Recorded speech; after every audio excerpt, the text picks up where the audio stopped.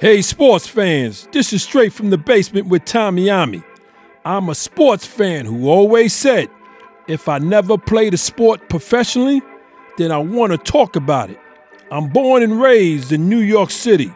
Played organized basketball for several well-known teams in the mid-'70s and the early '80s, such as the legendary Home Cold Rucker Tournament, Melbank, Stone Gym and Riverside Church, LaGuardia House, and my all-time favorite, Each One Teach One. Having sports in my life at an early age always kept me out of trouble. If I wasn't playing basketball, I was either playing football or baseball. Hey sports fans, this is straight from the basement with OMMY, where my opinions, views, and facts will cover the hottest, the latest, and the past sports events. Welcome once again. I want to continue to thank everyone who has liked and subscribed to my podcast. And if this is the first time you're viewing it, please do the same. Now, as always, before I even get into today's topic, I got one hot topic to talk about. I'm talking about Monty Williams. Yes, Monty Williams is now the new head coach for the Detroit Pistons. Listen, after Monty getting fired by the Phoenix Suns, I think this is a great move for him. You're talking about the two-time NBA Coach of the Year. Now, Monty had in his 4 years of coaching the Phoenix Suns, he had some loaded teams and teams that should have went to the finals. No chip to show for it. But listen, I still consider Monty a very good coach. But now he's coaching the Pistons, a young Pistons team that he can shape and mold. He can get them the way he want to do it. And I'm wishing him nothing but the best. Again, I consider Monty Williams a very good coach. So I want to move on. Last week on my show, I asked you guys to please insert in the YouTube comment section who you believe was going to be the 2023 NBA champs. And I got several responses that I'm going to read right now. I got a D. Marshall. He says Denver in 5. Denver in 5. I guess D. Marshall saying he only giving Miami one game, if that. Then I got a J. Netterman. He says Denver. And then in parentheses, he said, see you, Miami. And then I got a Drew. I got a Drew Steffens. As much as I want to believe that the Heat is going to win, he states Denver is just too overpowerful. Just too overpowerful.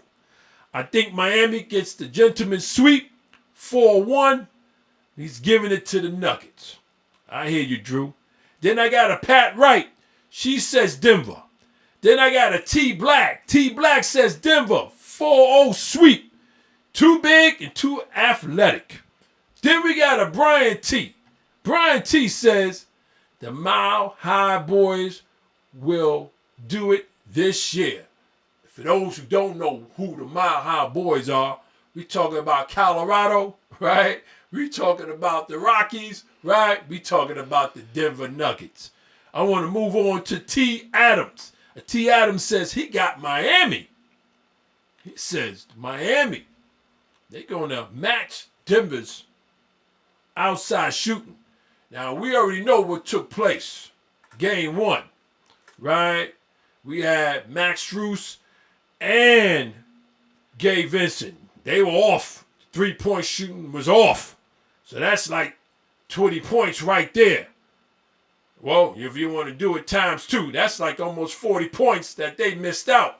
Between 30 to 40 points. So you already know that's not going to happen in the remaining of this finals. So between Vince and Max, you already know what they're going to give you. So going by what T. Adams said, he may have a point. But then I got L. Nicholson. He said Denver, period. Then I got a F. McCray. F. McCray says, as much as I want Miami to win, I predict Denver will win 4-1. Miami might squeak out one more game. So he may give him 2 games. That's Frank McCray, right? Then I got a G. Morton. G. Morton says the Heat, period. And then I'm going to finish off. Whoa, I got one more before this one. I got a Dewey Does founder. The Dewey Does founder, The Dewey Does founder. He says the Joker and the Murray is just too much. Denver, period. And then last, I got the Narid family. The Narid family. The entire Denver team is well put together, with Aaron Gordon being that last piece. So true. Miami culture has been consistent. That is true. The Joker will not allow Denver to lose. He got the Nuggets in 7. So, I mean, just to have the Nuggets in 7, that says a lot to the undersized Miami Heat. So I'm going to give kudos to Miami, and we're going to move on with today's topic. I want to thank you all for your responses, even if I didn't read yours. Thank you. I appreciate it so much. Normally, I wouldn't read that many. I believe I read 12. And due to the fact the NBA season is just about up, right? I had to get it in. What a season. I mean, for NBA fans like us, listen, I enjoyed it from the beginning and to the point where we at right now in the finals. So, I want to get into today's topic. Today's topic is Lakers and LeBron's era. Lakers and LeBron's era. LeBron James, being the mega superstar that he is, he has a strong influence on the Los Angeles Lakers organization in his 5 years. Now, I wonder, during these 5 years, me being a 1977 Laker fan, if Dr. Jerry Buss, who is Jeannie Buss's father, may he rest in peace, if he was still living and healthy enough to run his team, would LeBron James have the influence that he has right now? Because LeBron, I mean, he came into the Laker organization with the stronghold, and I believe he still has that stronghold. So I've always been thinking, if Dr. Buss was living and running a show, would he allow him to have this stronghold? He has a strong influence. And but I'm going to get into it later on in this show. But this is a question that I am still trying to answer, and I haven't answered it yet. If Dr. Buss was still living, would LeBron James have this strong influence? So for this topic, I want to introduce my sons to you. I have Corey from the Boogie Down Bronx, my baby boy, and I got Thomas from Houston, Texas, the original Dukester. How are my sons doing? Good. Good. Good, you good? Y'all good? Listen, I appreciate y'all for hanging out with me virtually in my basement. Listen, I need you two to give me the meat and potatoes, because all season long, y'all be giving me the business about this topic throughout the texting and the phone calling. And enough is enough. So I said, listen, let me get you guys on this show. It's a family affair right here. So no holds bar. So give it to me. So for my sons, I got 6 questions for each of you. And I'm starting off with Corey. Question number 1, Corey. Before LeBron joined the Lakers in 2018, Lakers were missing in action in the playoffs since 2012. Was LeBron what the Lakers needed in 2018? Please explain yes or no. And please explain. In 2018, yeah, well, you could say he was what the Lakers needed because the Lakers are a winning franchise. And to be out of the playoffs and not necessarily even considered uh, a big impactful team in the Western Conference at that time is very easy and logical for Laker fans and basketball fans for the most part to be like, yeah, LeBron going to the Lakers is a great thing. But in all retrospect, it was a terrible decision. And it should have never happened. I feel like in 2008, we were in the beginning, if not middle phases of a regrowing process and starting all over after Kobe retired. Right. And we had a very good young team, young core. Obviously, not everybody was that guy, but we had a very strong top 3 point guard to small forward position. And I think if we kept those 3 together and obviously made some trades or some free agent signings or even some more draft picks, we would have been right where the Memphis Grizzlies is right now, if not better, because we're a high market. We have the money.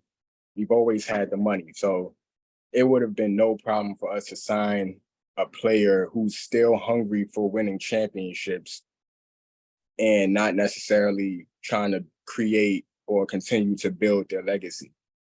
So, like I said, in all retrospect, it was a terrible decision. In 2008, it sounded good. It looked good on paper, but I don't think it should have happened.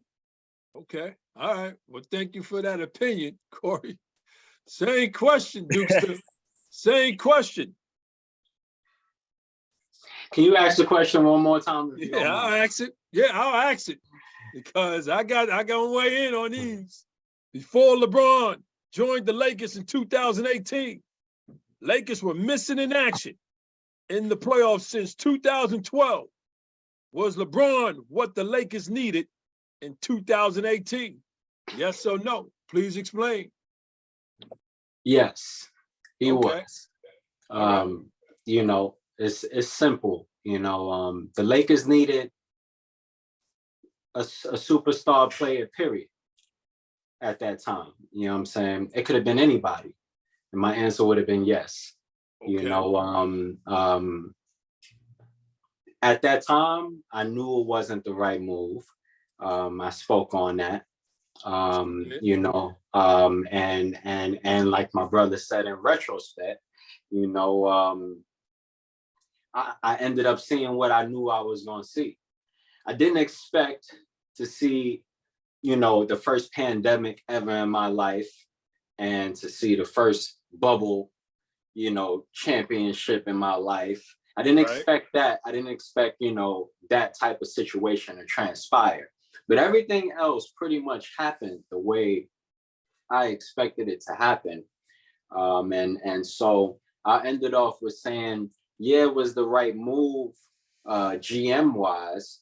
But then again, it wasn't because, if you're a real GM and LeBron's characteristics and traits and how he get down when he comes to town, pause, okay, you would have never picked him up. You would have never picked him up, and you would have realized, the only thing I'll say about why he shouldn't have been picked up, you'd have realized that filling the shoes of the greats that played for that team before him, right, that pressure don't mix well with LeBron and his legacy. And so that is ultimately why that was the wrong decision and move. But it was a respectable move. I really respected that move because it's like, that's LeBron James. Not too many teams got to touch LeBron and have him on their squad. You know, I mean, you had Miami, you had Cleveland, he got drafted there, but Miami, it took Pat Riley to be like a double coach over there to even entice LeBron to come. He had to go over there with Wade, you know, and so it was a dope move to see, but I knew it was all theatrics and it was going to be debunked, you know, in time, and that's what's taking place. Okay, so let me get this straight, my sons. Both of you say yes, but y'all got issues with it.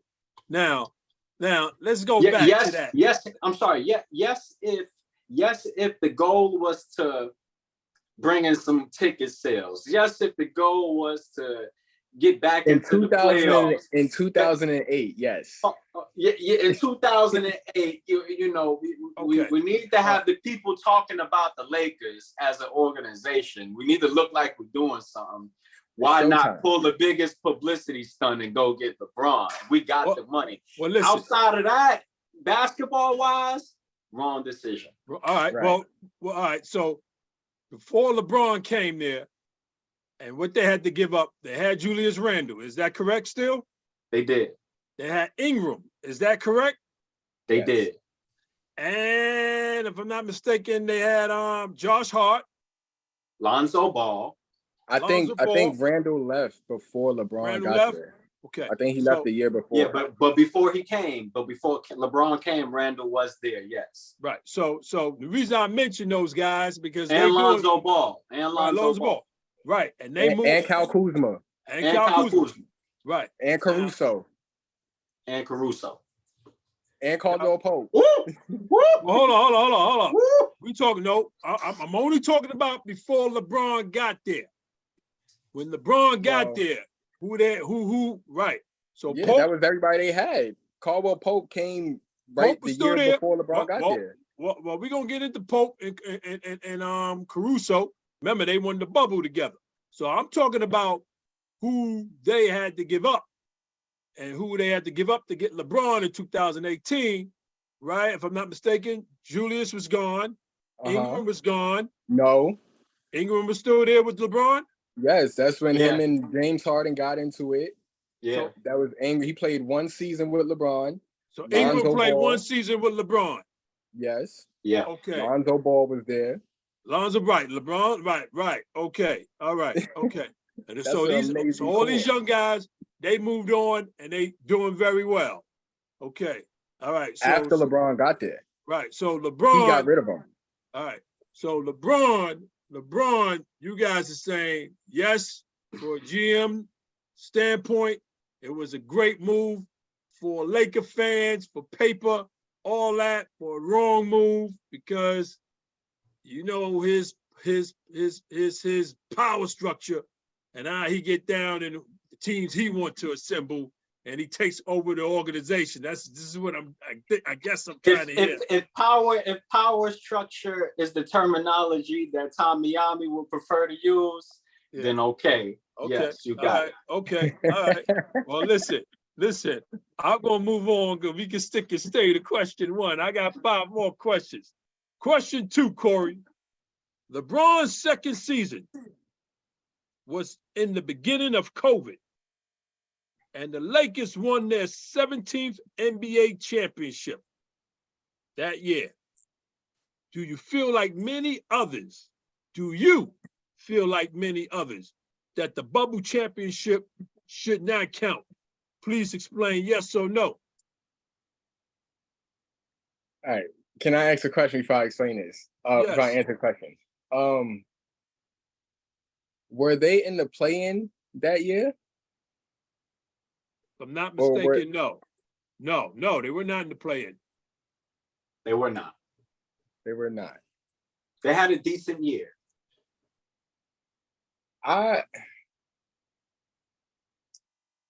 As a sports player, a retired sports player myself, right? Right. I understand the importance and how much a full season of sports can take a toll on someone, right?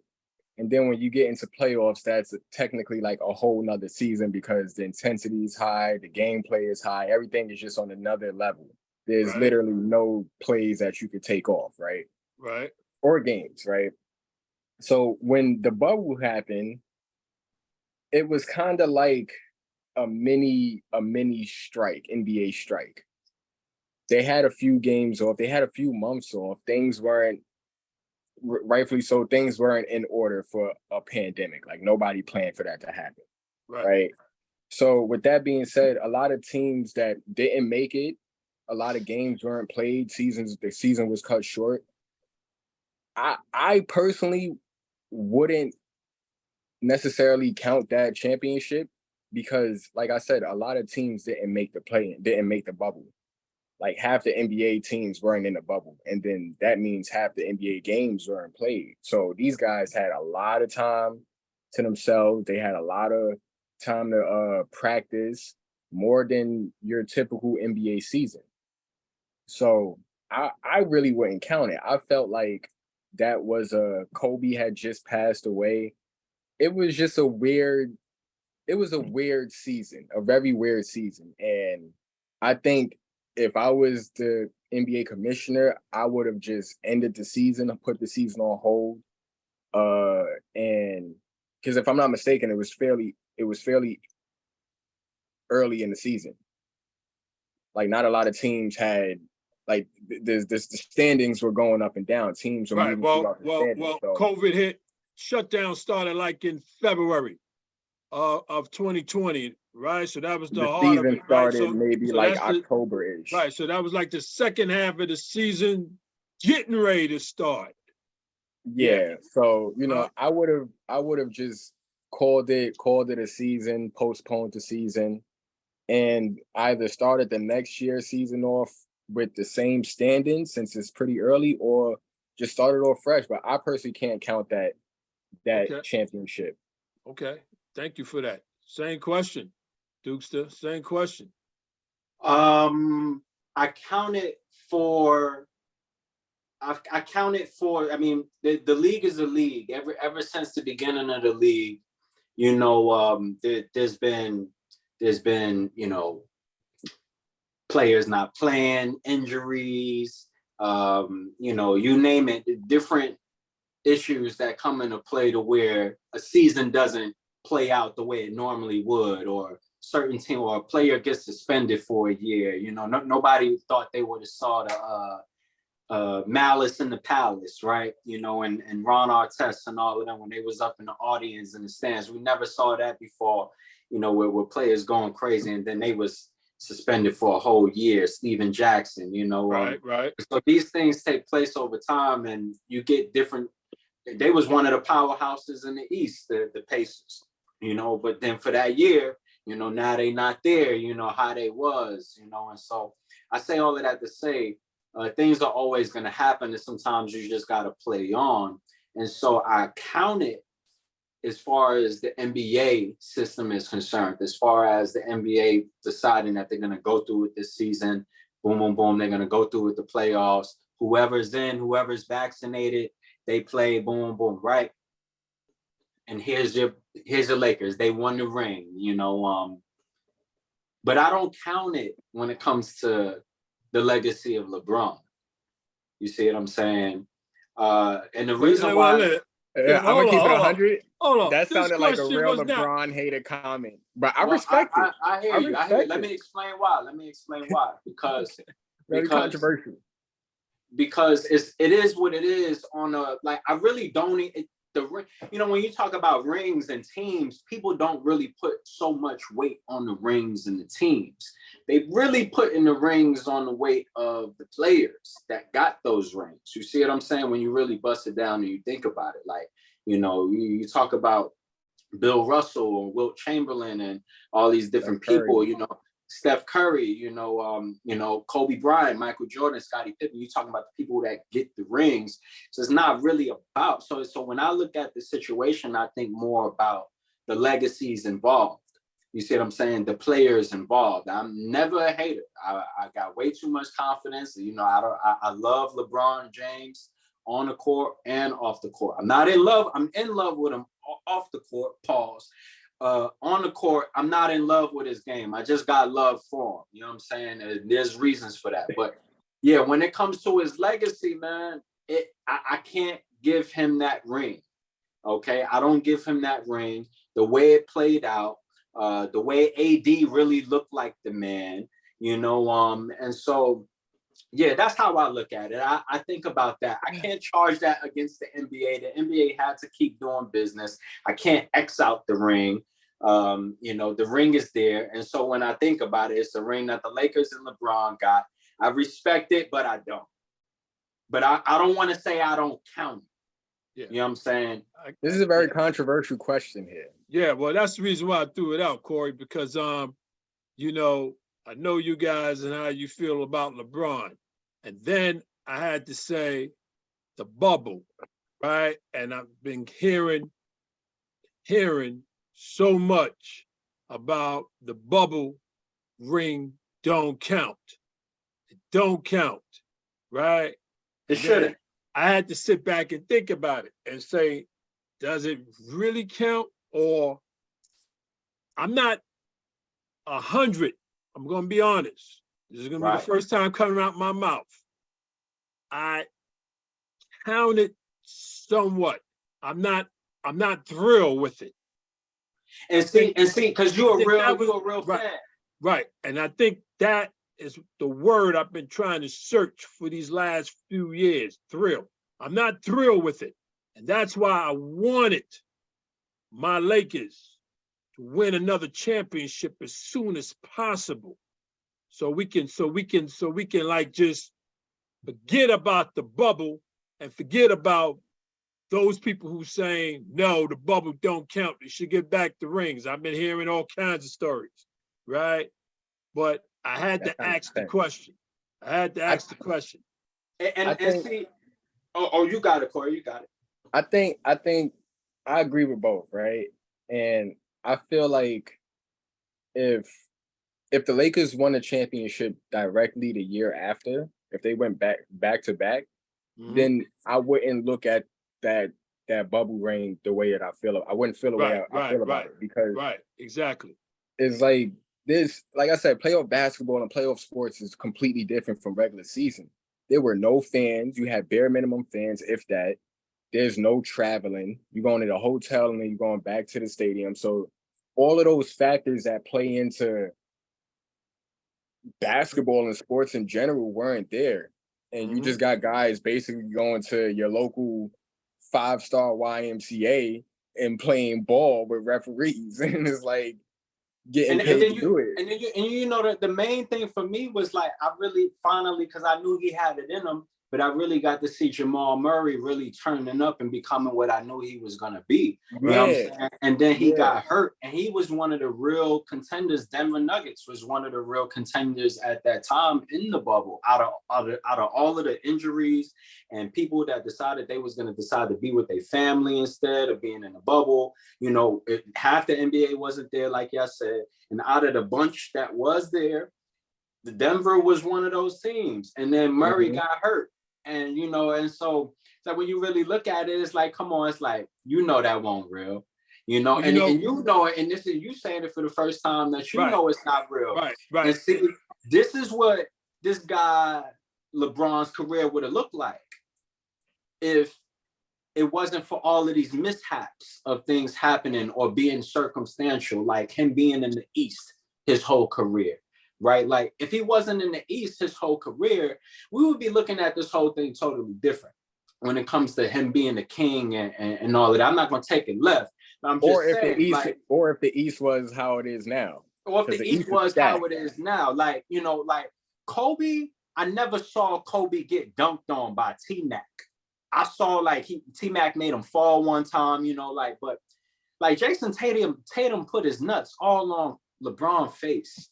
Like what if this caliber of play was in the East this whole time? And now he's in the West and he went to the Lakers, and it's like he's exposed. It's an expose. You see what I'm saying? Never wanted to see LeBron in a Lakers jersey. Dude got AD Dude got AD, who before we started talking about Jokic, it was understood that AD was the best, is the best man in the league, and then he just got exposed, and so bring it back to your original questions when you're talking about the Lakers, like y'all sold your souls for the glitz and the glamour, and y'all should have stuck with basketball, and now y'all in a pit where it's like, you really have to make the decision on which one of those you really want to go with for your near future. Because one is going with the glitz and the glamour of AD and LeBron, and it ain't going to work in the bottom of your heart. And then the other is going with basketball. And everybody ain't going to like that move. People are not going to see LeBron leaving. They're not going to be able to picture that as a Laker fan, LeBron being told to leave. That's never happened. That ain't happening. That ain't happening. I mean, but hey, listen. Sometimes you talk about being a GM. Sometimes we play ourselves, and sometimes we play the game the right way, and everybody be mad at us, and then we look like a genius later. I could say, like, if it was 7, 8, 10 years ago, right? We're in 2020, 2013, 2015 era. If we would have got LeBron and this kind of stuff was going on, then I would say, like, we can't get rid of LeBron. It's LeBron. But he is at the back end of his career. And like Tom said... No, he's not. No, stop that. Listen, please, no disrespect. Can I explain? No disrespect. Please let me speak on that, Corey. Okay, everybody has got to stop saying this robot, LeBron, is out of shape at the downhill of his career, and all of these excuses for this guy. Listen, he's in year 20. Everybody knows that. Everybody knows on the timeline of everybody else's body, 20 years is old, right? But that's not LeBron. This guy just got on national TV after getting kicked out the playoffs and said, I'm still physically and skill better than everybody in this league, 95%. Yes, I don't care about nobody's body when they I'm not talking about his body. I don't care about being able to not do this or not do that on the court. When you say that, we don't get to. I'm listening to everything you're saying, Corey. All I'm saying, I don't say anything on we don't get to. I just made. all I'm saying is, whatever you about to say, do not involve his body being less than and being in reasoning, because it's not fair. It's not fair because on one hand, everybody's giving this guy clout because he's got the amazing body that doesn't have any issues. And then on the other hand, everybody's saying he's a little slower step. Which one is it? Like, go ahead, Corey. Go ahead, Corey. I can only give you my perspective, right? Yeah, so give me your perspective. The reason why I said if we got LeBron in 2013, 2015 era, maybe even when a year or two before Kobe tore his Achilles, right? Right. Injury, right? If we would have got LeBron then and all of this was going on and we're losing, we getting swept in that and this, that, and the third, I wouldn't feel the way I feel now because we got LeBron, and hear me out, Tom, we got LeBron on the back end of his career, meaning in every great player's career, there's not that many players that go through generations of basketball or football, whatever sport it is, right? LeBron is gifted enough to go through those generations. Kobe was gifted enough to go through those generations. Look, right. Jordan, generations, right? When I say the back end of his career, he's reached that generation. I don't mean that he can't ball with the best of them. He can't do what he's done his whole career. I mean, he's reached a new generation of basketball where, for one, the game is being played completely different from when he came in and his tenure in the game of basketball. For two, the gameplay is different. Not saying that he can't stay with it and he can't produce the numbers that he can produce. He's putting up 20, 25 a game, right? Cool. What I'm saying is when you watch him play, his gameplay is completely different than it was in 2013, 2015. it is logical to say he's lost a step. Not that he's when LeBron. In what way is it different? In what way is the game different? Well, he don't have the hops. He don't got the hops. Hold on, let me finish. Parts of the game, like certain parts of the game, he can't he's get up. 20 years, bro. He's 20 years in his whole career. He's been a high flyer, right?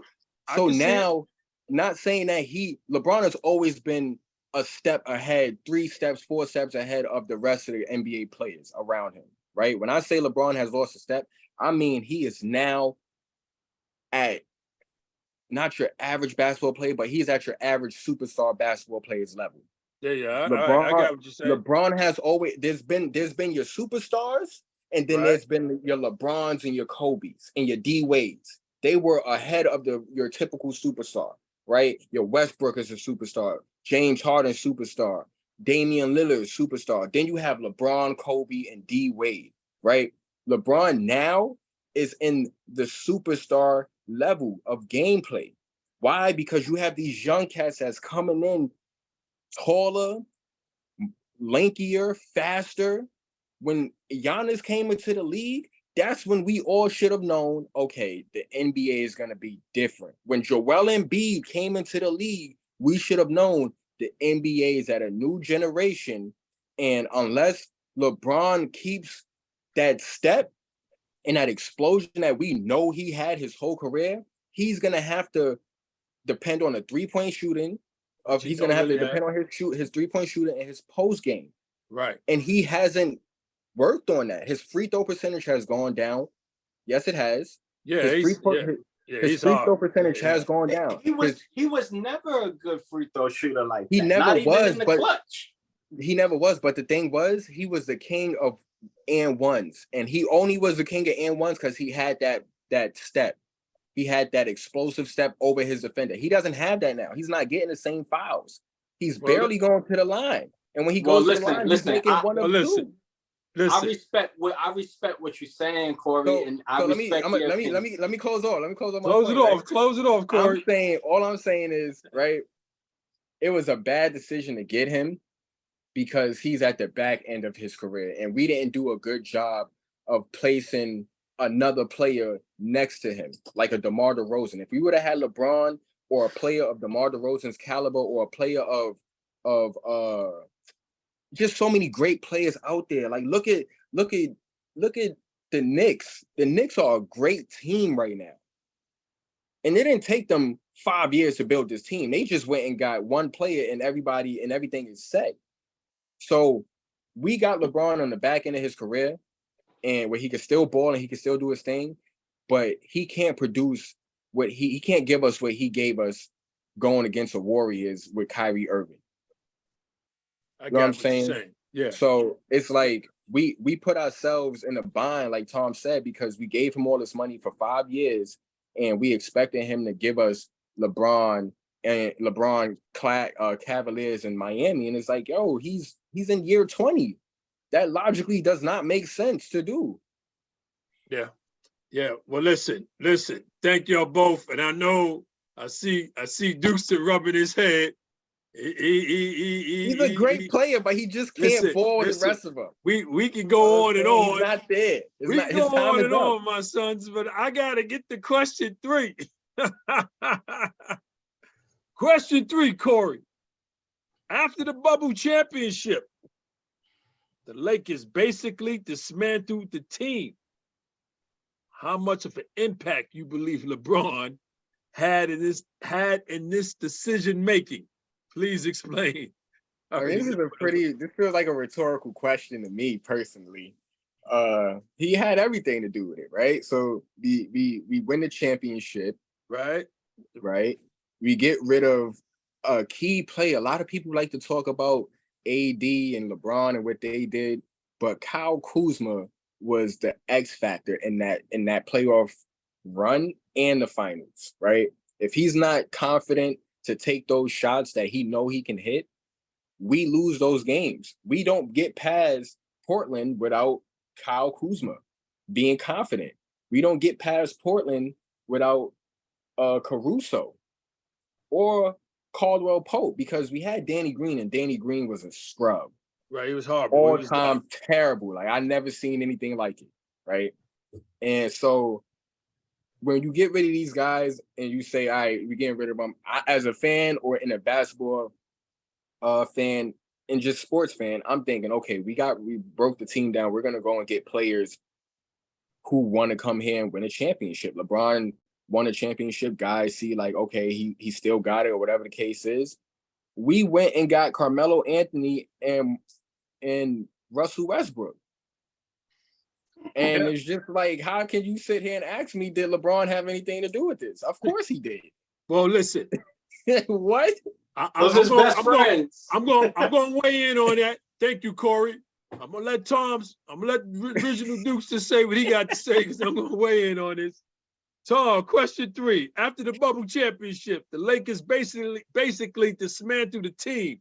How much of an impact you believe LeBron had in the decision making? Please explain. I think he had a massive impact on it. I think he was the impact, and I think that is dope to be able to talk about another African American male who's in a big business like the NBA and can just move things around like that. You know, it is dope. I'm not no LeBron hater. You know, I think that's dope for us to finally see that power being flexed. You know, and so yeah, everything I say about with these questions is always going to revert back to LeBron in any type of way, and it's going to look like hate, but I'm going off of what's taking. I'm going off of what's taking place. Okay. And how I know it's taking place. Okay. And the reason why I asked this question is because I keep fighting with it. To this day, right? Because I said, all right, the bubble, I said, I count it, but I got an issue with it. So I just said that earlier. And then I look at who we had, right? I look at who we had, because I said to myself, who we just finished getting knocked out of the playoffs by Denver the Nuggets, right? We had no beef, no hype, no real handle for the Joker, and AD couldn't handle the Joker. We knew that. I knew that coming into the series. We knew that in the bubble. Right? Knew that, right? And then I said, we had the players who would have, if we would have kept them. We had the Dwight Howards with the McGees, you know what I'm saying? Along with AD and LeBron, that would have been enough to contain and to hold the Joker. We had that. And that's why it keeps playing over and over in my head. Why did they dismantle the team with Pope and Caruso, the defenders, right? I look at the Dennis Schroeder, and D'Angelo Russell trying to handle Murray, right? And I said, we had Pope, we had Caruso. That wouldn't even have been an issue, right? So we had that foundation. So I said to myself, if LeBron, because people like y'all and people been saying it was LeBron, he won it. I said to myself, why would he want to dismantle that team? When we had it on lock, we in every position we had it strong. No, we didn't have the right coach. It wasn't crazy about, I even forgot his damn name. Who I'm talking about? Frank Vogel. Yeah, right. And I said that's the reason why I wanted Jason Kidd to take over before they dismantled. But I said to myself, why would LeBron have an impact? Is that LeBron doing, or was it Pelinka and Rampus in the front office just bugging? I said, so I'm back and forth with that. LeBron says he had nothing to do with it. That's what he says a few years ago. Job. But you know, do I believe him? I don't know. And then I said, then I gotta believe him. Then I'm back and forth with it. I'm saying, why would he want to dismantle that? I'll tell you why. I'll tell you why. All LeBron's career, right? His career has been the storyline. One of the storylines, major storylines, has been how he makes players around him better, right? He makes these players good, and he doesn't have the help, and he took this team from nothing to something, and this, that, and the third. And granted, most of the time, it's true. He does make players better. He's a ball passer. He can do his thing. Cool. On the other hand, that was always like a shot at Kobe for being a ball hog and being a winner and not caring about his shooting percentage being low at this game. Like, he's gonna shoot. He knows his team is trash. I'm the guy to go to, right? So that it's always been a look, we have this ball hog and Charles Barkley, and I'm calling Kobe a ball hog versus this guy who makes his team so great, but he's still a loser. He's not winning anything, right? Right. So now we get to answer your question as to why would he want to dismantle the team. He dismantled the team because he realized he can't make anybody around him good. Everybody around him is already good. They can get better on their own with more repetition and practice and more game time, and over time you get better with experience. But he had a young team, right? AD is already an established great big man at this time, best in the league, right? You got the Dwight Howard, who is, I think he won a championship, or he didn't win a championship, but he went to the finals, so he's well experienced, right? He's a defensive player of the year. It's the Dwight Howard, right? You got JaVale McGee. He's not the great, he don't have the best resume, but he does his job very well, right? You have Caruso, and you have Kuzma, and you have Danny Green, who got a ring with the Spurs. True. Right? So you got Caruso, and you got Kuzma, and you got Pope. These three guys are your only three guys who don't have any experience, who you can possibly give them some game, but they're good. They are good, right? So he had nobody around him where he could look at and take under the wing, like he tried to do with Kyrie, because that was their real big issue. He wanted to take Kyrie under the wing, and Kyrie was just like, look, bro, I'm already good. You don't have to do this with me. But he didn't have anybody where he could take under the wing, and that I felt like that messed with his ego, and he didn't want his legacy with the Lakers to be, he didn't have help and this, that, and the third. And so he dismantled the team. He said, get rid of these guys, Let's bring in a Melo who I can help. Let's bring in a Westbrook who I can help. These guys don't have the finals or that deep of a playoff experience. They're good, but I can make them better in these ways. I can help their career. I can help their career. I can help their But legacy. He didn't. He didn't. He made it. He made Melo retire. Melo just retired 2 weeks ago. He almost caused in that stagnant ASS basketball that he brought to LA. He almost caused everybody to believe that Caldwell Pope was a bum. Look at Caldwell Pope now. Right. Look at everybody that plays with this guy LeBron. Everybody that plays with this guy LeBron, if they wasn't already a Hall of Fame player caliber person, they potential go down. Like, think about it. Why would they break up the Miami Heat? That's supposed to be a team that you ride until you either got no more money to pay these guys, or they just want to leave and create their own personal legacy. That was probably one of the greatest teams, regular season basketball teams ever put together. They only won 3 championships. They lost to Dirk Nowitzki. And then why break that up? The first remember they lost the first one. Yeah, the Dirk. They lost. They thought it was a joke. And we all saw it. We all was like, oh, okay, D-Wade is letting LeBron carry this one on his chest. He wants to see how the young boy is going to do, because everybody this past summer was talking about how LeBron is, this and that, because he went and joined forces with these big dogs over here, and we don't believe it. And so D-Wade got out the way. D-Wade, man, I got so much respect for D-Wade, because D-Wade had a real deal battle going on with Dirk Nowitzki on some one-on-one legacy stuff. And LeBron came over, and D-Wade put his pride to the side, and he let LeBron lead the way to get them to that first chip. and LeBron ain't come through. And then D-Wade picked it back up the next year and they got them rings. You see what I'm saying? And so, man, I look at this guy, LeBron's career. And when you look at his career, man, little kid from Akron, all of that, I love it. It's a great story, right? He's one of the best ever. But this whole King thing and what he's doing to the Lakers, what they're allowing to happen to the Lakers organization behind the hype around this guy, man, it's like, it's crazy. And for you to be a diehard Laker fan, you raised us as Laker fans. Like, there's a legacy. That's why I'm stuck on the legacy word, because that's what it's all about for him. It's always been about that for him from the time he came into the league. And you can see it in what he says in press conferences.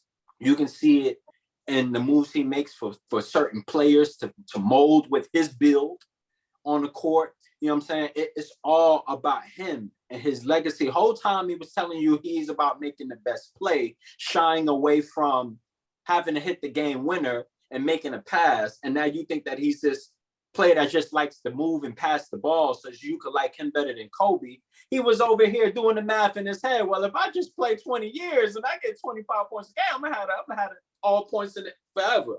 And that's where he at now. And I think it's dope that he had the body to get him that far. He never had no injuries. But Kobe would have did the same thing. Kobe never had no injuries. Or if Kobe didn't have to play all the games in seasons, because that's what the respect he had for the fans, to just not playing.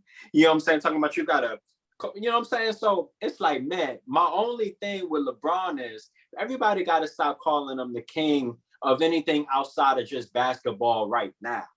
You know, so because that king gets to you. Yeah, huh? when you talking all time and better than Jordan, better than Kobe, better than Wilt Chamberlain. When Magic Johnson didn't have Kareem to do the hook for him to get a ring, Magic Johnson went out there and did the hook himself and got the job done.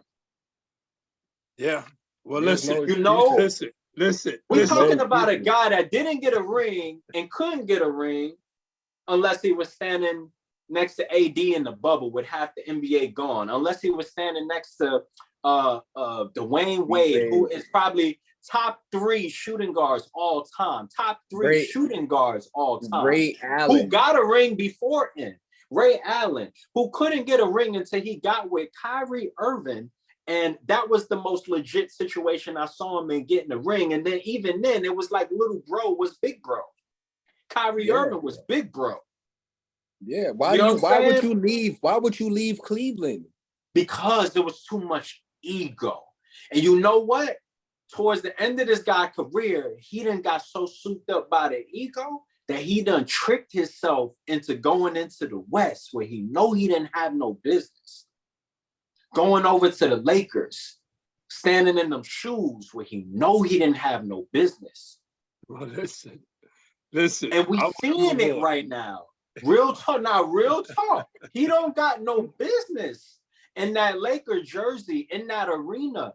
Yo, to end it off, dude gets washed up. Kobe would have never, Jordan would have never, the greats, Magic, they would have never allowed Denver to come up in the Lakers' hometown, in the Staples Center, Crypto, whatever you want to call it, would have never allowed them to come up there and for them like that, for Odom like that. You know what I'm saying? Well, who is Jamal Murray now? Do we need to talk about Jamal Murray? We're going to get into that in a few. I want to move on because I can see you guys ain't going to stop. And I'm only just finishing question 3. My bad. Question number 4, Corey. Question number 4. The Lakers have been in the playoffs 3 out of the 5 years LeBron has been a Laker. Lakers just got swept in the conference finals by Denver. You guys just brought that up. What should the Lakers and LeBron do from here? Please explain. Let me make sure the math is adding up. So he's been on this. This is his. Next season will be his 5th year, right? Well, he's 5 years in right now. Okay, so when we first got him, we signed him for a 5-year contract. I'm assuming 5 years in right now. Remember, we gave him an extension. So we've been right. So the Lakers been in the so playoffs. in 5 years, we've been in the playoffs three times. 3 times. That is So correct. that means we missed the playoffs twice. That is correct. We won the championship in those 3 times 1 time. That is correct. Right? So we basically 1-4. Correct? That is correct. And Okay. So the question is, what should the Lakers do? Hey man, and what should LeBron do?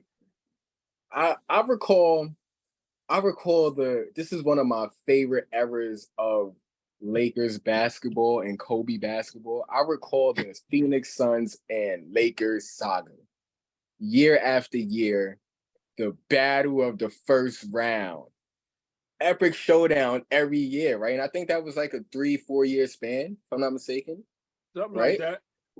And it was always a back and forth. I think the Suns, for the most part, had the upper hand, and they beat us out in that series, out that era, But I recall that one time when Kobe Bryant said, if the Lakers don't make a move, he wants to be traded, right? Right. And everybody thought he was bluffing, and he was serious. He was dead serious. Yes, he was. Chicago Bulls even looked at him at one point, right? And they were possibly about to close the deal, right? Yeah, and it almost happened. It almost happened, right? Right. And I say that to say, this is that era in that time. Unfortunately, the Lakers haven't been battling out with a specific team where it's like, yo, these are a rival right now. There's no Lakers in Denver rival or Lakers in Portland. There's the Lakers versus the Lakers, right? And you have the front office versus your star player. And I've never really even seen that kind of debacle between the two and not meshing together. I've only probably heard of it once with Michael Jordan when he first got to the Bulls, and they had a little quarrel with his GM, right? Jerry Krause, right? Jimmy Krause, but Jerry Krause, Jerry Krause, right? So this is that era for LeBron, and I think if he's smart, he'll walk away from this team. You're saying this summer he should walk away from the Lakers? I'm saying again, this is a battle between a player, a superstar player, a team leader, and the GM in the front office, right? If LeBron is smart, he would walk away, right? He would walk away, he's still, a lot of teams still can utilize him, right? Oh, yeah. He still has some kind of leverage. He'll walk away and he'll pursue his career at another team. Maybe Cleveland, go back to Cleveland, or wherever he would want to retire.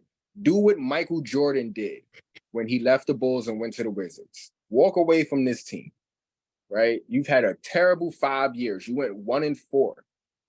You didn't make the playoffs for all 5 years, and you got swept. This is not a good look. Just walk away. If I was the Lakers front office, I would let LeBron leave, and I would not even let him. I would trade LeBron. I would package LeBron with AD, and I would say, look, you guys are still at a high part of your career.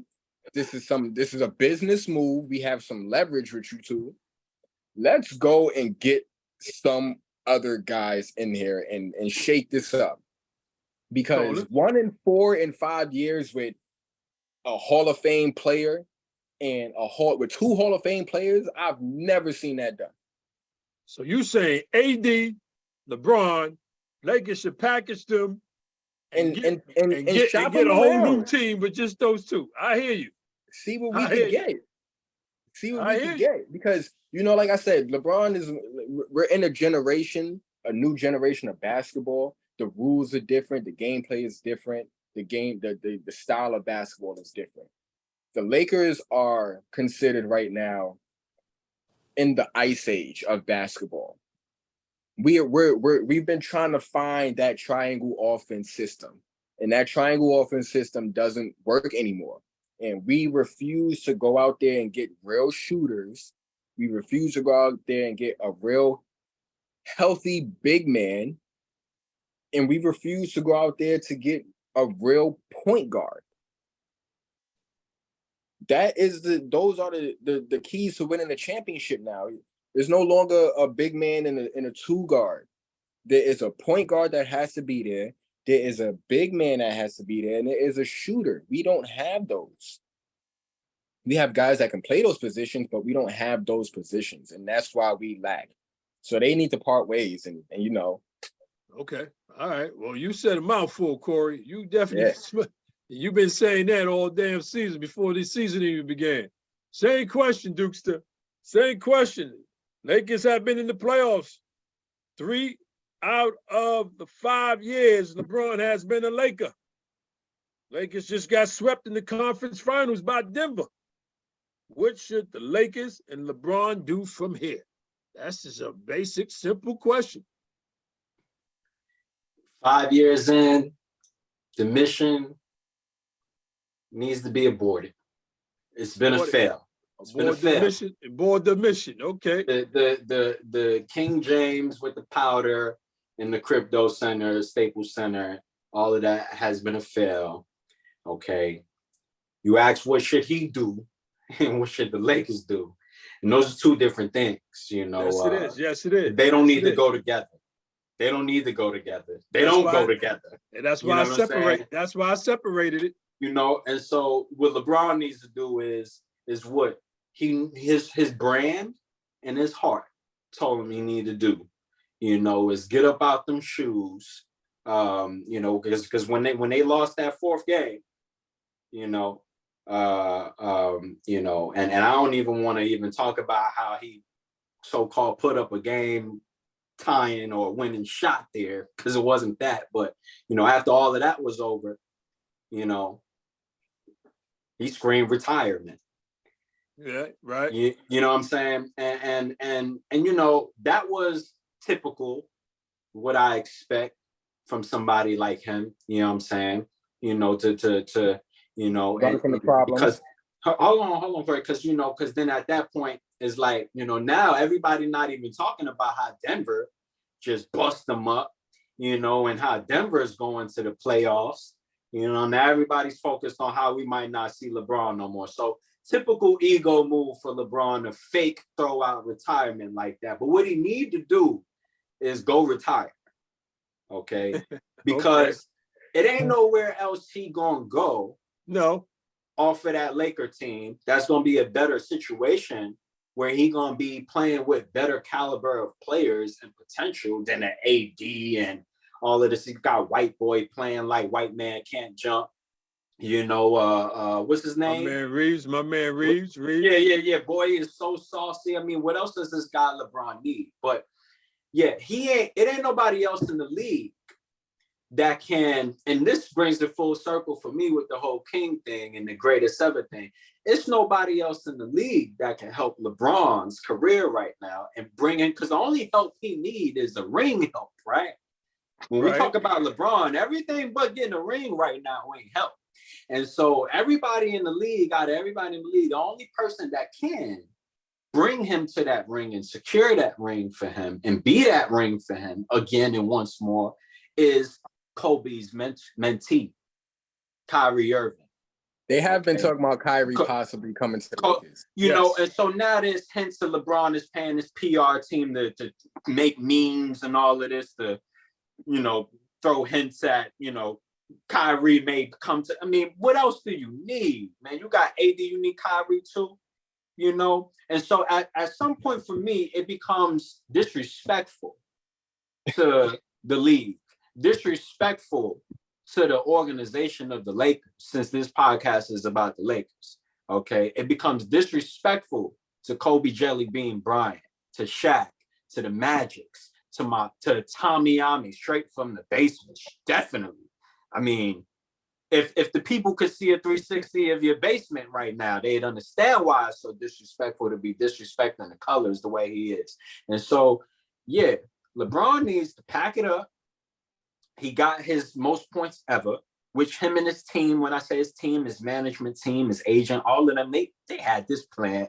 He said, yo, we're going to put $2 million in your body every year, make sure you're healthy. And we know nobody can stop you from scoring 25 a game. You got the record. Let's do it. That was in the midst the whole time. The question was whether or not, what was he going to do? We talk about this guy's body. Dude just dropped 30 plus points in a quarter against the team that just swept them. What we talking about back end of his career? What does it even mean when we're talking about this guy with this body that can't be stopped? You know, it's mental for LeBron. LeBron could have been a Bill Russell of our time. He could have been 10 rings up. You know, we wouldn't even be able to be no disrespectful podcast about LeBron like this. You know, because he would have had 10 plus rings. He would have had the record still. He would have had all of this, but he's not a winner. He's not a winner. And somehow, in the midst of society becoming so soft, you know, the game becoming so soft, you can't even call a bald-headed chick without being canceled no more. You know what I'm saying? In the midst of all of that happened, we became so soft to where we couldn't call it how it is in the sport of basketball. That dude ain't a winner. And the Lakers only accept winners. And so he need to go ahead, retire, save whatever juice he got on the back end of his career where he dropping 30 and a quarter right now, not 2 years ago, but right now against the team that just beat him, right? And he needs to save that energy for 2 years later when his son come up out of the, you know, out of college and put his foot down one last time to get him and his son on the same team so we can see that he can live that, and hopefully his son don't reject that. But man, I know basketball, and everybody on this thing here know basketball. Well, listen. And LeBron, he just is not a winner. Kyrie, winner. Steph Curry, winner. Kobe, Jordan, Magic, winners. Okay. D Wade, winner. All right. Well, listen. Paul Pierce, listen. Winner. Listen. Listen. Corey said, package him. He needs to leave. Trade him. Package him with AD. You saying, Dukester, he needs to just walk away from the game. Where he gonna go? Well, let me ask you this. So listen. At this point, and you would have never said this about.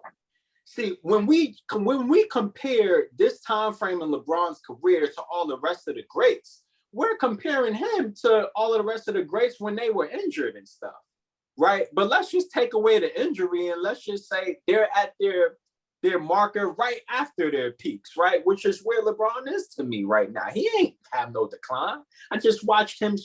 The Joker is probably the best big man I ever seen. Okay, all right, like all around. Okay, I just watched LeBron drop 30 on him and a point guard that can score 50 in a game. Okay, this guy LeBron is the craziest genetic makeup in an NBA player we ever seen. Unstoppable. Okay, he gotta go. Okay, he gotta go. He gotta go. Say no more. Run. Listen. You ain't gotta say no more. Kobe's turning over in his grave. All right. Well, we ain't gonna talk about Kobe in the grave. But he's turning over in his grave. He's upset.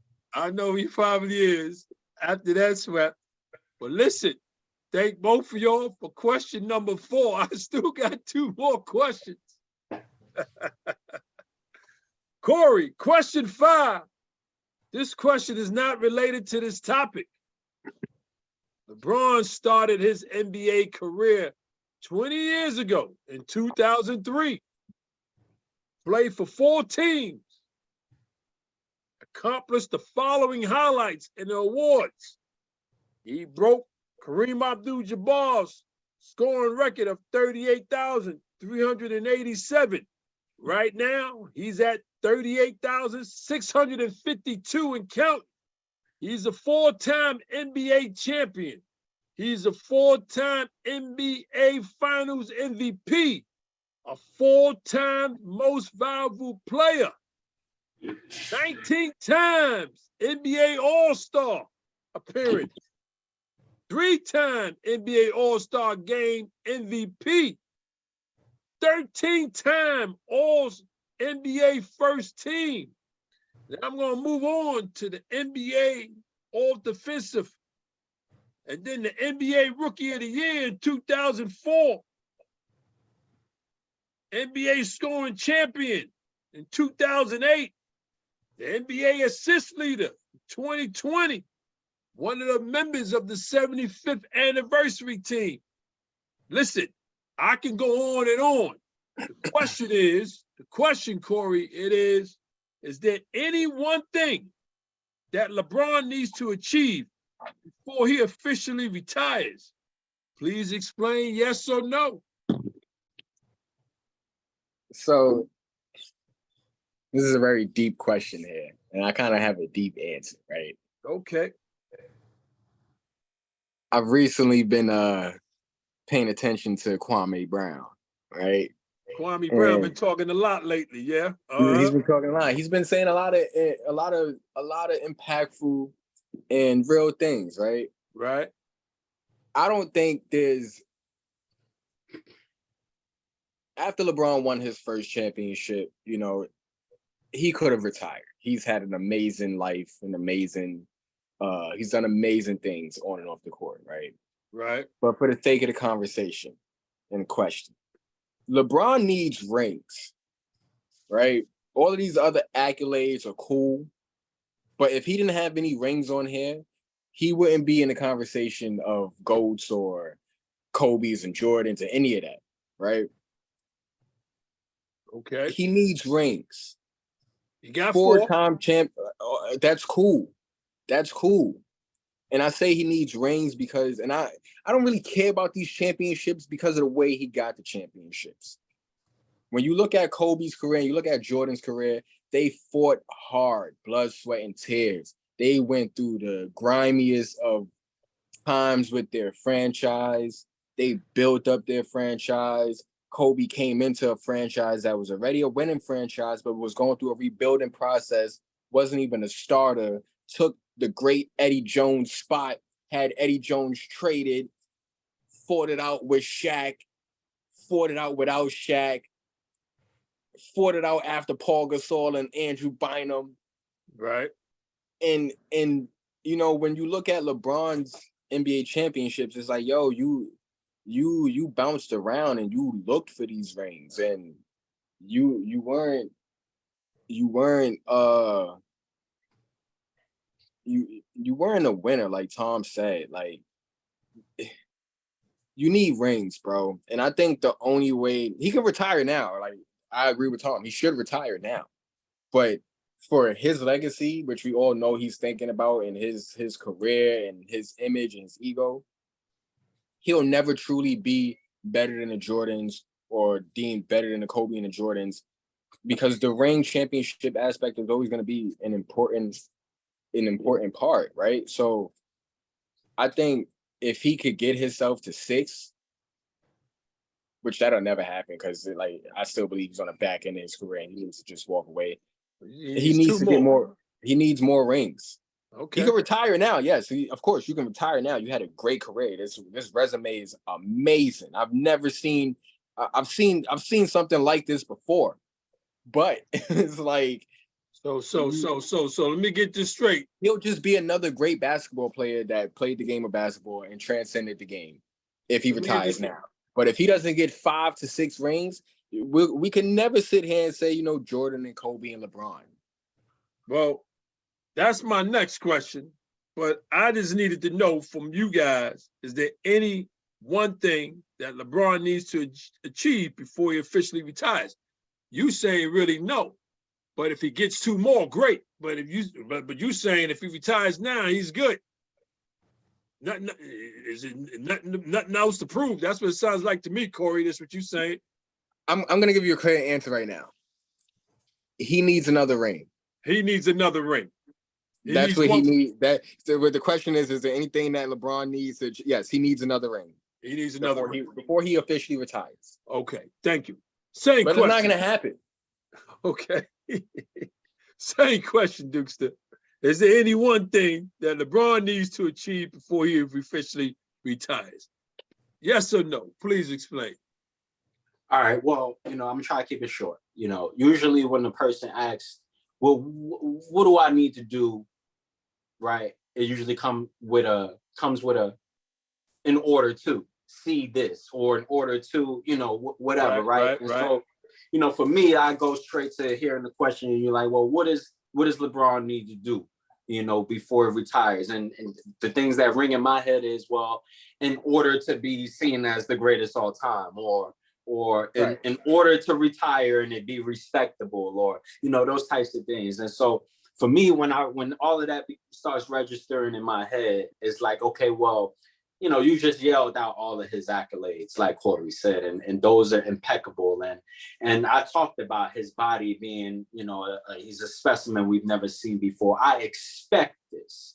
I expect to look back 20 years from now. I mean, from look back 20 years and see LeBron's career with all of these accolades and numbers, right? Because look at his body. Okay, look at his skill set. You mix it considered a bust. He would be the biggest bust all time if he didn't knock out a lot of these accolades because of his body. Okay. Now, when we talk about like what does he need to accomplish, or does he need to accomplish anything else to be considered the king and the GOAT of all time, which he helped people walk into that thought process. Okay. People wasn't just throwing that at him. All right, let's remember, because before a helicopter crash, unfortunately, everybody was talking about Kobe. Okay, it's just until recently that everybody's being so disrespectful and talking about this guy LeBron like he's the one. Okay, and so to me, to be the greatest all time, I was gonna give it to him if I saw him handle this Denver team. Okay, I didn't say that to nobody. I said that to myself. Well, listen, we gonna stick with this question. I'm not going nowhere. You said, is there one thing? And I'm answering. Right. Hear me out. All right. I needed to see him beat Denver. Why Denver? Everybody like, why Denver? Well, because that's a solid matchup. Number one. Okay, that's a matchup that includes greatness. Number two, okay, it's not just any matchup. Paul George is cool, but Paul George is one of the biggest matchups for LeBron in the East his whole career. That's not saying a lot. But Joker and that boy Jamal Murray, that's greatness. Okay. Him going up against that and getting a ring against that, so he could stay in the league, and if he want to run it back against the Joker, he's going to have to do it with the same caliber team he got right now, a team that's needs something here or there, but they got LeBron and AD, and they got some supporting cast, and he need to get that team over a hump. Okay. So without hold on, without his number two man on the team having to drop 45 in order for them to win, like Kyrie has to do in order for him to get rings. Okay, that's what needs to be done. But at this point, like Corey said, we all know that that's not in him. Well, Corey said, so it's over. Corey said he needs to get one more ring. You saying he needs to get one more ring, or I'm saying I need to see him elevate beyond the characters in front of him. I've never seen it. Okay. I've never seen it. I'm gonna put it in simple terms for you. When he played against Dirk and he was number one man with D Wade, he fell. He did not come through with a ring. D Wade had to take the show over the next year, and then they got a ring. Hear me out. When he played against KD, his real arch nemesis in the league, his whole career, when he played against him, and it was time for him to get a ring against that Golden State Warriors team, and he had everything he needed, he let that man, KD, come down the court. See, I watch Kobe Bryant. I know that play. I watch Kobe. Corey. That was very crucial to LeBron's career. I watch Kobe block KD numerous times. Okay. LeBron is the guy with the body and the skill set and all of this, right? That Kobe and everybody else didn't have. And I watched KD come up that court on numerous occasions in a Game 7 for a ring and drop bombs from 3 in LeBron James' face. Okay, that infamous walk down 3. It wasn't about the Warriors being too much better. It was about who was gonna show up when it mattered. All right, Kyrie was showing up, and LeBron was getting torched. Okay, LeBron was getting torched. Okay. All right, that's another segment. All right. And then what other? You said he got 4 rings, like you saying a lot. Remember, you just said you really don't even count the 4th. Yeah, I said that.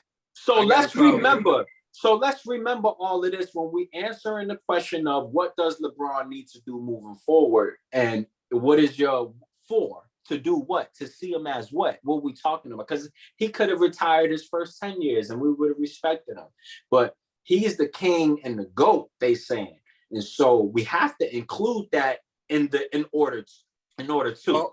Well, that's and one more ring. It's about how he win that ring, and really, then it's like, dude, I already seen you get bust up.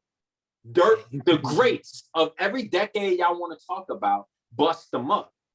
Busting them up. Dirk Nowitzki bust them up for a ring. They didn't just bust them up and then they got taken out the playoffs later. They in the finals, and he getting bust up by the white boys. They let Jerry Stackhouse come into Miami Garden and do him dirty. And Dirk Nowitzki, Jason Terry, come on. Matter of fact, dude wouldn't even have the second ring if it weren't for what you call it? If it wasn't for Ray Allen in the corner and spared a moment hitting that 3, he don't even got 1 ring. But you know what? This is so everybody out there know that I'm not a hater. This is how I process sports, because it's about these moments and it's about being a winner, right? I'm gonna look at Jason Tatum the same way later on in his career. Right now, he's going through a moment like that. He down 0-3. He's about to lose. He's about to get knocked out if it's not for old boy just chipping the ball in last night. You know what I'm saying? He not coming through. He was doing trainings and workouts and footwork sessions with Kobe Bryant, the real GOAT. You know what I'm saying? And right now, he out here telling us that he's sending texts to Kobe Bryant phone, knowing Kobe ain't here no more, like he about to show us some real magic. And he almost got knocked out. But I'm going to remember, if they go on to win this, it won't really like that. And so you got to count these things against players because it's a part of their story and it's a part of their legacy. You feel me? When Jordan came in, I don't care what he did or who hit what shot in the spirit of the moment in the past, but when it was time for that buzzer beater on the Jazz, and he faded and he was floating in the air, holding it at the free throw line, boom, and hit it. Bro, it's about that. Well, it's not about when LeBron want to pass the ball to George Hill for a layup, a contested layup in a finals game, to even have George Hill on a free throw line missing for JR to get it and look at. JR didn't even expect to be in that situation. He expected to see Kobe score. Listen, come on, bro. I got you. Listen, I want to move on. Thank y'all so much. Get him out of here. 5. My last question. My God, my last question. I knew you. I thought it was 6 questions. Well, this is 6. This is the 6th. Oh. Last question. Having a good time. Corey, since Michael Jordan is considered the GOAT, the greatest of all time, for the last 20 years, who between Kobe Bryant and LeBron James would you put in second for the GOAT, runner-up? Please explain. I already know where you guys are going. Talk to me, Corey. I just gave you in question 5 some of his highlights and awards. You know, who would you put? Like, Kobe or LeBron? Who's right behind Michael? This is a disrespectful question, and it's getting out of hand, right? And I feel like, you know, if it wasn't for the premature crowning and everything that Tom said about LeBron, we wouldn't have this conversation. Like, I'm looking at his stats right now, based on the question you just asked, previous question. And like I said, he has great stats, right? Right. These are amazing stats. But he don't pass the eye test. Yeah, you just don't pass the eye test. There's so much more to a player than their stats, because for one, this is a team sport, right? For two, you just so much more, right? When we look at Kobe and Jordan, I personally put Kobe over Jordan because Kobe was an elevated version of Jordan. He was a more tuned up, more polished version than Jordan. Based off of when they both came into the NBA at different points of their careers, obviously. Jordan came in, he had to develop his jump shot. He had to develop his handle. People was stealing on Jordan like it was a grocery store. Right. Only thing he had over his competition was athleticism and being the face of the NBA. Like this is he came into white NBA. He came into the white NBA, right? He did his thing. I'm not taking any of this from Jordan. I'm not taking nothing from him. Right. But when I look at what Kobe did when Kobe came into the NBA, yes, he had to polish up his jump shot. Yes, he had to polish up his handle. But he came out of high school. He came out of high school doing the things that he did in the competitive environment that it was in the 90s. Jordan did not have this type of competition until he faced Isaiah Thomas and Larry Birds in the late 80s. The late 80s, mid 80s, that's when things got critical for Jordan. And it was like, all right, are you going to step up to the plate and show us who you really are? Or are you just going to be the Jordan that, made the Bulls a better organization to play with and be in the NBA, right? Kobe didn't have that. Kobe had to come in and prove himself. He had to take Eddie Jones' spot. He had to battle it out with the early Tim Duncan and David Robinsons in the Western Conference, and the Chris Childs in the Knicks of, like, he had a way in explosive extreme competition than Jordan did. Jordan did his things. He won those 6 rings. I can't take that from him. But I put Jordan number 2 because Kobe was a more polished version of him. LeBron is not even in the conversation for me. Hold up, I think I just dozed off for a second. You saying Kobe is the GOAT, and then Kobe is the greatest basketball player of all time. Okay. Jordan is the blueprint. Yes, Jordan is the I make clothes, right? So Jordan is the sample, right?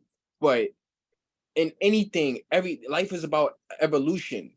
Kobe took Jordan's game and evolved it. He evolved his game. He didn't have he won the dunk contest. He won the 3-point contest. You know what I'm saying? We can't say LeBron went to the dunk contest and did those. Like, those are the moments that Tom is talking about. Right. That we are deprived from LeBron. He never wanted to be in the dunk contest. Why not? Who was jumping higher than LeBron these years? He didn't want to be. And you got to understand, this guy, everything his team is impeccable because everything he has ever done and not done, from like not having no issues outside the court, like, it's all been on purpose and to protect his brand. But I get that. And this is why I say LeBron would never be in that conversation for me.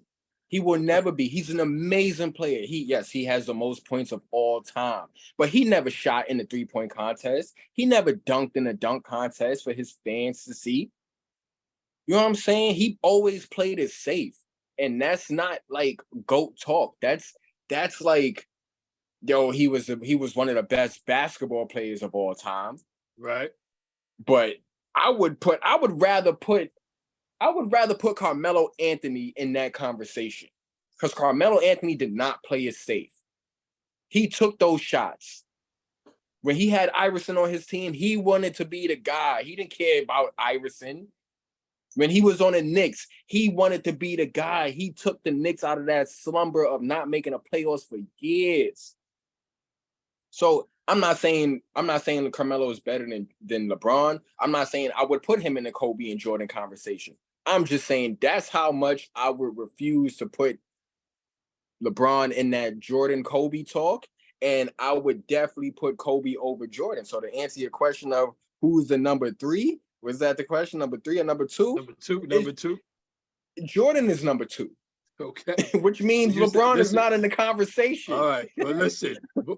Listen. Baby boy, you said a mouthful. Gap. Like, come on, let's think about it. Let's talk about it. LeBron and Jordan. Baby boy, hear me out. It's getting disrespectful because like Kobe and Jordan's career versus LeBron's career, and I'm not saying combine those two. I'm just saying look at what they've done compared to look at what LeBron has done. It's like a slap in the. It's like we're trying to erase a whole moment of history by saying LeBron is in this conversation. Is he number 2? Is he number 1? What? There's a whole era, a whole lifetime, a whole 2 generations of basketball that took place where we couldn't fathom seeing basketball at the level, at the high level that it was without LeBron being in the picture. Right. No torch was passed to LeBron. LeBron came in, Kobe was still the number 1 player in the league. Nobody liked him because he didn't pass the ball. So that made it easier for people to like LeBron and be like, oh, he's just the best basketball player in this. Come on, he hasn't done anything. He really hasn't done anything.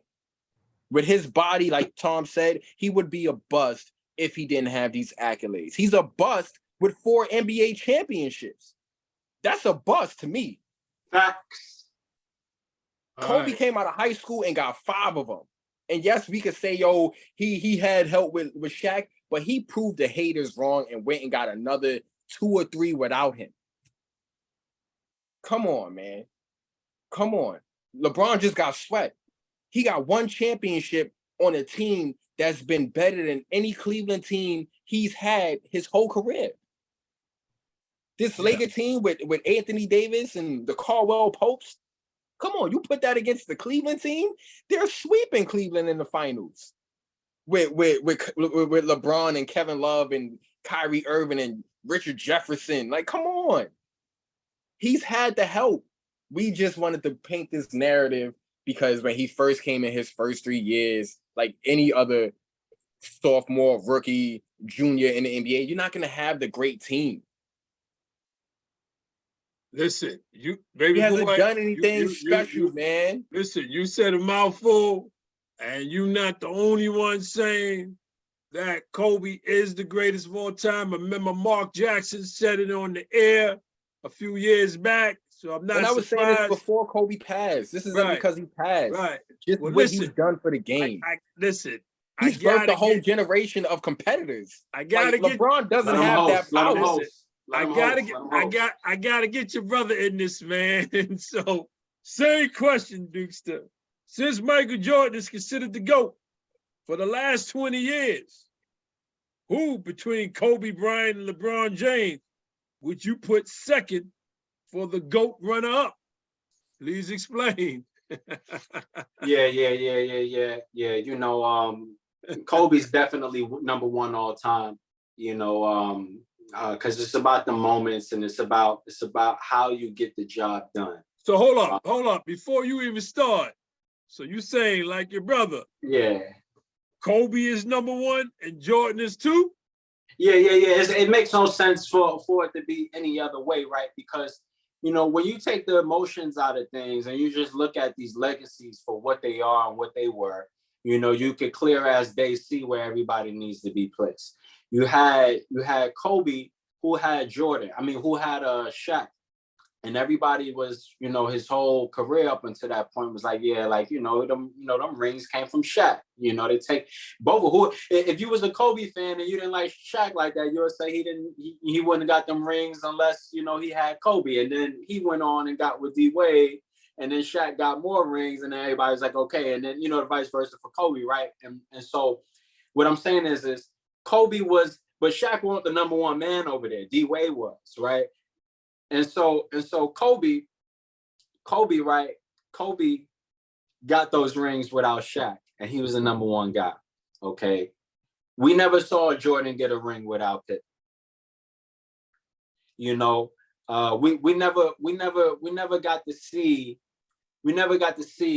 Actually, we did get to see Jordan went a whole 6 years, his career, without doing nothing. You know, actually, everybody was starting to look at him like he was all selfish. You know, Pippen just came out and talked about this. You know what I'm saying? Pippen just came out and was talking about how, like, because you know, Jordan's son is dating Scotty's ex-wife, and so it's messy over there in the Pippen and Jordan world, right? And so I don't know if you know, Pops, but you know, Pippen just came out on social media. He was like, this dude Jordan wasn't even really like that before he got with the Bulls and me and everything worked out. You know, nobody thought he was a good, basketball team player. All he wanted to do was score, and he wasn't getting nothing accomplished. And that's a fact, until he got with Phil Jackson and so forth, right? And then you look at Kobe. Kobe is literally Jordan. I mean, like, he's the same person, same game, right? But like Corey said, elevated. Dude is fading from three. He's fading from free throw. He's fading out of bounds. Matter of fact, dudes wouldn't even be, Kawhi Leonard wouldn't have a ring if it wasn't for Kobe, because Kawhi Leonard would have never had the mental and mechanics to go fade out of bounds on Joel Embiid for his one ring on that Raptors team. That's Kobe. That's Kawhi Leonard practicing with Kobe. I don't know if y'all know that. You see what I'm saying? That footwork that he had to create that space on 7-2-7, 5-7-4 Joel Embiid to fade out of bounds, mid-range, behind the basket. Think about how many times we saw Kobe Bryant fade out of bounds behind the backboard and shoot over the backboard or finesse the ball right off the backboard. Kobe is by far more skilled and was more skilled than Jordan. And I don't hold it against Jordan, but you can be the greatest chess player in the world and raise somebody else up to be a better chess player than you. That don't take away from your legacy. True. It just means that somebody else now you gave the game to and you handed it off. And my brother Corey is right. It was an understanding for everybody that the torch was passed on from Jordan to Kobe. Okay. And we'll worry about that argument. The understanding was we'll worry about that argument of who's better between them later. But it's being passed on to Kobe. Okay. Well, the torch was never officially passed from Kobe to nobody. Kobe said, all y'all young boys, LeBron, Kyrie, Melo, D-Wade, all y'all young boys, right? Show me who's the one, and I'll pass it off. And he never got there. We never saw that happen. Kobe left with technically gave it to Kyrie. He kind of did, because Kyrie was his mentee. And when Kyrie won his ring with LeBron, his first ring with LeBron, the first person he FaceTimed back in that locker room was Kobe Bryant. And he told Kobe, it worked. What you told me, it worked. So, last thing I'm going to say about this guy, LeBron, not even deserving of being in the conversation, the top 3 all time, is when you're talking about the greatest all time, there's certain ways that people don't talk about you. Just off the base, off the strength. When you're the best all time. And there's people out there right now that's in the NBA that are greats of the NBA, that played in this time, that didn't play in this time. And they talking like nobody was Shaquille O'Neal said it. Nobody was scared of LeBron. Nobody was scared to go up against LeBron tomorrow night. People were scared of Jordan to go up against Jordan tomorrow night. People were scared of Kobe to go up against Kobe tomorrow night. People not scared of LeBron. They know that they might not be able to stop him too much, but it's a difference. Yeah. Okay. And the real last thing I'm going to say is this. Yeah. You mentioned some earlier, Corey, where you was like, LeBron is no longer like up there with that, you know, that God like, you didn't say that, but that God like stratosphere of player in the NBA. He's back down now to the superstars level, you know. In my mind, my whole life of watching LeBron, I never in my soul saw where he went from being a superstar to the godlike figure. Okay, I saw where I actually never saw where KD did either. Okay, these guys, we wanted so bad to see another godlike player like Jordan and Kobe that we were so ready to hand it off to this guy LeBron. And he never deserved it. He never won it from us. He never did. We asking all these questions about what does he need to do. You don't talk about the greatest all time like that in year 20. You wouldn't even need to ask that question. So you know in your heart that there's nothing for him to do. Well, listen, I had to ask the question because I knew what I was gonna get. I know you don't want no letters from the Lakers. You guys gave me a whole turkey dinner. So you're being politically correct. But we all know there's an eye test, and we know that this guy LeBron, he don't pass the eye test for. He passed the eye test for everything but greatest all time. Right, because when you want to win a game, and you down 2, you are not picking LeBron. And that is what being the best player all time is about. That's what, first of all, that's just let alone what being the best player on the court is about. True. Let's just bring it down to that. True. Corey, what you got to say so I can wrap this up, man? I was gonna touch on the superstar out of the Stratus era. And I think, and I agree with you, like it's hard to depict when he got out of the regular superstar group and became like God level. Right. I'm saying he never, hold on, to be clear, Corey, I'm not trying to cut your wisdom. I'm saying I never saw where he left the superstar and elevated to the godlike, because him as in his tip-top shape, whatever y'all want to call it, that's when he was the end of Cleveland and over in Miami. That was when he was in tip-top shape and we were seeing him flying all over the place and all of that.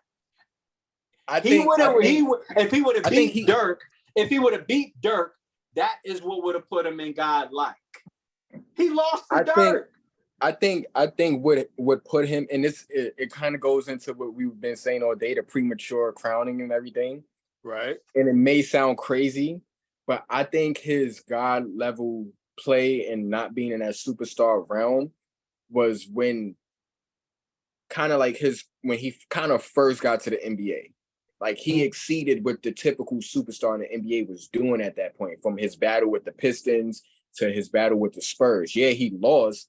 But once it's kind of like a decline. Like when he got to Miami and he lost against Dirk and then everything transpired after that with his career, he kind of went from, like Piston LeBron, Spurs LeBron, right, to regular superstar caliber player.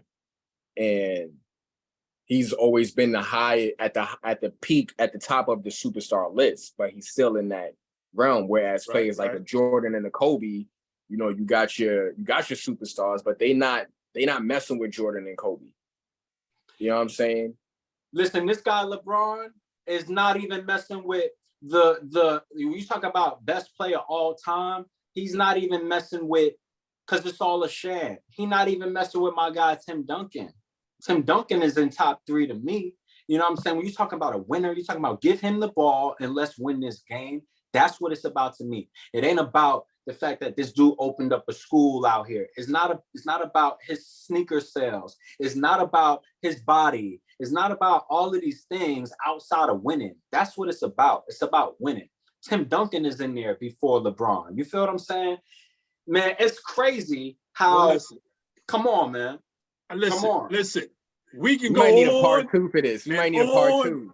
Maybe I need to do a part 2, like Corey said. Yeah. But listen, I got to end this show, fellas. My sons, I want to thank y'all for hanging out with me in my basement. My God, I knew I was going to get it, but I didn't know I was going to get it this much. To my viewers and listeners, please continue to check me out on YouTube and subscribe. Check me out on the streaming platforms, Apple and Spotify.